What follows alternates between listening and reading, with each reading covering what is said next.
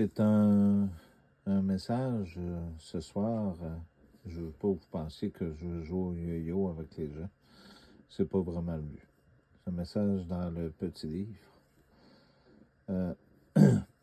J'ai été touché par le message d'Édith de ce que cette personne-là me dit, que c'est la mort qui vaincra. Parce que ce qui se passe partout dans le monde, si ça viendrait de Dieu, ça ferait longtemps que vous seriez déjà toutes morts. Ça vient des méchants.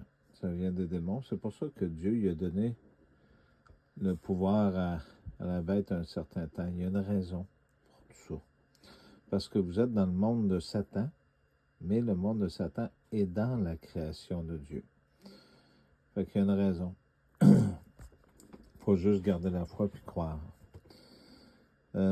Je voudrais faire une parenthèse aussi sur un fait qui est arrivé, mais je pense que je vais le mentionner dans le prochain message. Je n'en parlerai pas pour tout de suite. Fait que c'est dans l'épître de Jacques. Il y a eu plusieurs apôtres, hein? Il y a eu beaucoup de livres qui ont été effacés. Il y en avait juste 4 pour les Romains qui savaient écrire, mais il y en avait beaucoup plus. La patience. Patientez donc, frères, jusqu'à la venue du Seigneur. Voici le laboureur dans l'espérance des précieux fruits de la terre, attendent patiemment qu'ils reçoivent les premières et les dernières pluies. Vous aurez aussi patienté, fortifiez vos cœurs, car la venue du Seigneur est proche. Ne murmurez pas frères, les uns contre les autres, pour n'être pas jugés. Voici, le juge se tient aux portes. Prenez, frères, comme modèle d'endurance et de patience les prophètes qui ont parlé au nom du Seigneur. Voici, nous proclamons bienheureux les patients. Vous avez entendu parler de la patience de Job et vous avez vu quelle fin lui a accordé le Seigneur.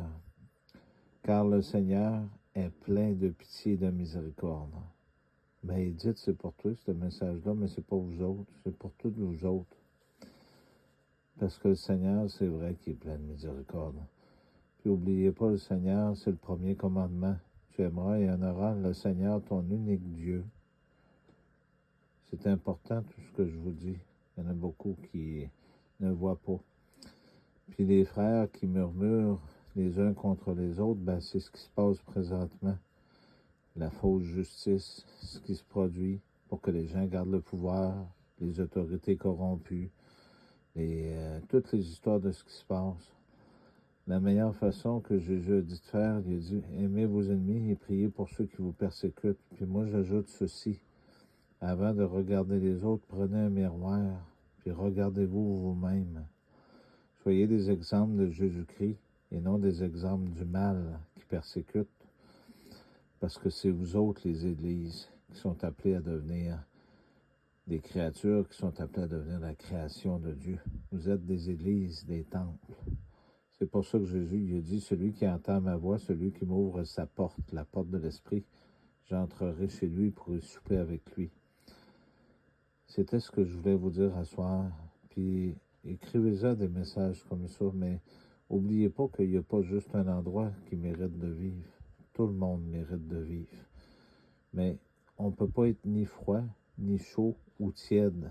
Il faut avoir la foi qui est indestructible dans le Seigneur. C'est cette grâce-là qui se produit présentement qui fait que chacun d'entre vous existe encore, puis que vous pouvez avoir accès à cette chose-là parce que le Père a montré au Fils de ne rien gaspiller. Donc, vous en avez la preuve aujourd'hui. Chaque âme est importante. Vous êtes tout importants. Que vous soyez noir, jaune, bleu, toutes les races, tout le monde est important dans ce monde ici. Parce que ce qui fait que vous êtes des enfants de Dieu, c'est votre cœur. C'est pas la couleur de votre peau.